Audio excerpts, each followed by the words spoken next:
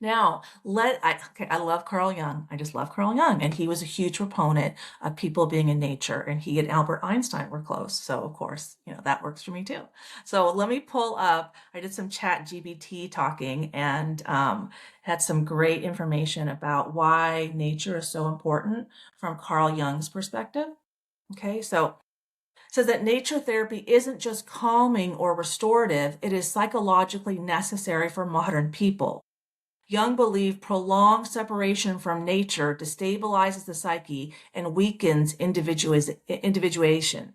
Individuation is the natural process a child, in a healthy family goes through to become a mature adult. They learn how to surf the waves of life. They know that self-love, their own authenticity, is most important. And they don't put themselves, beneath other people. But when the parents are unaware and the parents haven't healed from their trauma, they're busy controlling their own pain. So what gets projected out of them is control. And then the child is, looking up to the parent going, oh, this is how we do life. So then they internalize that. So when children internalize the parents' psychological problems, then there's generational trauma. And right now, we see a lot of people in cities not connected to nature. And it's the people in the cities who are very, pro-trans, I wasn't born into the right body. My soul doesn't know what it was doing. Now I need surgery and medication for life to be the person that I was born to be. That's external, internal, not internal, external. If that were true, we haven't had surgery until the past couple hundred years. Right? It's very hard for me. Trans is very hard for me. So Jung held that the human psyche is not isolated inside the skull. As we saw, the psyche, our energy fields are, 6 meters out from us. Okay. So archetypes emerge from humanity's long relationship with nature. Symbols, instincts, meaning are rooted in natural patterns. Modern life cuts people off from these regulating forces, right? Like how many people walk barefoot in nature? We just showed how beneficial it is to the body. Reduces stress, cortisol, opens the heart, helps the nervous system heal, recalibrate. That's all really healthy. Why aren't we doing that? Outside in.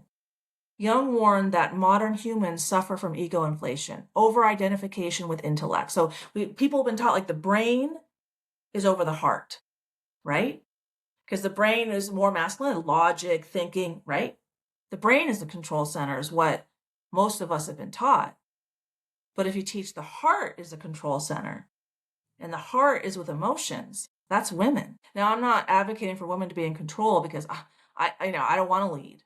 I'm feminine. I create, I self-reflect, I'm intuitive, I forgive, I do all that inside work, which Native Americans knew. My book is dedicated to a Cherokee proverb where they said, a woman's highest calling is to connect a man to his soul so he can unite with source, where a man's highest calling is to protect a woman so she can walk the earth unharmed. He does the outside work, she does the inside work, but both are driven by internal authority, not external authority. So they believe, in total control, manifest destiny. Humans are in charge and we kill what we need to, But as we saw, we got rid of the buffalo, all of our grasslands disappeared. Got rid of the wolves, Yellowstone went down the drain. Got rid of the beavers, flooding, drought, and wildfires.